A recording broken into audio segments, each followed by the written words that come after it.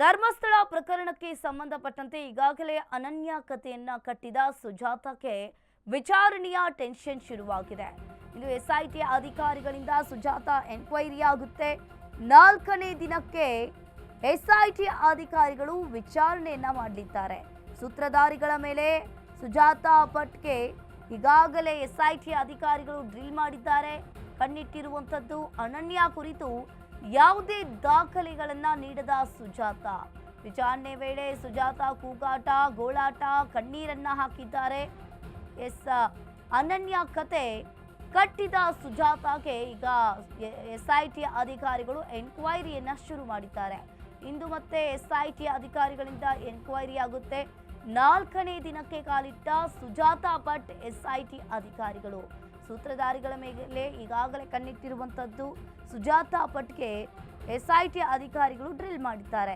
ಈ ಸುಜಾತ ಭಟ್ ವಿಚಾರಣೆ ವೇಳೆ ಕೂಗಾಟ, ಕಣ್ಣೀರು ಹಾಕಿರುವಂಥದ್ದು. ಒಂದು ರೀತಿಯಾಗಿ ಈಕೆಯನ್ನ ನೋಡ್ತಾ ಇದ್ರೆ ಅನನ್ಯ ಭಟ್ ಇರೋದೇ ಸುಳ್ಳು ಅನ್ನೋದು ಕಾಣಿಸ್ತಾ ಇದೆ.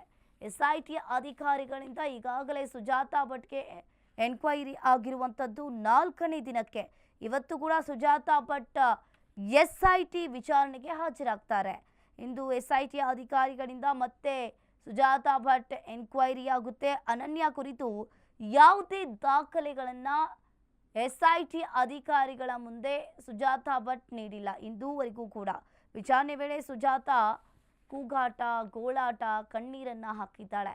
ಇವಳನ್ನ ನೋಡ್ತಾ ಇದ್ರೆ ಒಂದು ರೀತಿಯಾಗಿ ಎಲ್ಲ ಬರೀ ಹೈ ಡ್ರಾಮಾ ಅನ್ನೋದೇ ಕಾಣಿಸ್ತಾ ಇದೆ. ಅನನ್ಯ ಭಟ್ ಅನ್ನೋದೇ ಒಂದು ರೀತಿಯಾಗಿ ಸುಳ್ಳು ಕಥೆಯನ್ನ ಕಟ್ಟಿದ್ಲ ಅನ್ನೋದು ಕಾಣಿಸ್ತಾ ಇದೆ.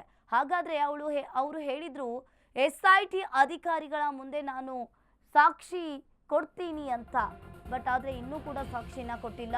ಸುಳ್ಳು ಆರೋಪವನ್ನ ಮಾಡಿರುವುದು ತನಿಖೆಯಲ್ಲಿ ಕೂಡ ಬಯಲಾಗಿದೆ. ಇನ್ನು ವಿಚಾರಣೆ ವೇಳೆ ದೊಡ್ಡ ಷಡ್ಯಂತ್ರವನ್ನ ಬಾಯ್ಬಿಟ್ಟಿರುವ ಸುಜಾತ ಸುಳ್ಳು ಆರೋಪವನ್ನ ಮಾಡಿದ್ದು ಯಾಕೆ?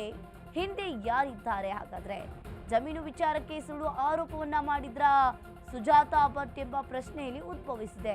ಕೊಲೆ, ರೇಪ್ ದೂರು ದಾಖಲಿಸುವಂತೆ ಒಂದು ರೀತಿಯಾಗಿ ಇಲ್ಲಿ ಕೊಲೆ, ರೇಪ್ ದೂರು ದಾಖಲಿಸುವಂತೆ ಹೇಳಿದ್ಯಾರಾಗಾದ್ರೆ ಒಂದು ದೊಡ್ಡ ಪ್ರಶ್ನೆಯಾಗಿ ಇಲ್ಲಿ ಕಾಡ್ತಾ ಇದೆ. ಸುಳ್ಳು ದೂರಿನ ಹಿಂದೆ ಹಣಕಾಸಿನ ವಹಿವಾಟು ಇತ್ತ ಹಾಗಾದ್ರೆ ಈಕೆಗೆ?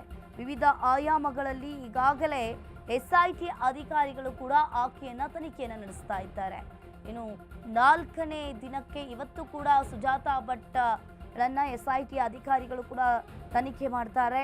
ಒಂದು ರೀತಿಯಾಗಿ ಇಲ್ಲಿ ಇವಳು ಸುಳ್ಳು ಆರೋಪವನ್ನ ಮಾಡಿರೋದು ತನಿಖೆಯಲ್ಲಿ ಬಯಲಾಗ್ತಾ ಇದೆ. ಅವಳು ಅನನ್ಯ ಭಟ್ ಅನ್ನೋದು ಮಗಳು ಸುಳ್ಳು ಅನ್ನೋದು ಇಲ್ಲಿ ಎದ್ದು ಕಾಣಿಸ್ತಾ ಇರುವಂಥದ್ದು. ವಿಚಾರಣೆ ವೇಳೆ ಈ ಸುಜಾತ ಭಟ್ ಎಲ್ಲ ಷಡ್ಯಂತ್ರವನ್ನ ಬಾಯ್ಬಿಟ್ಟಿದ್ದಾಳೆ.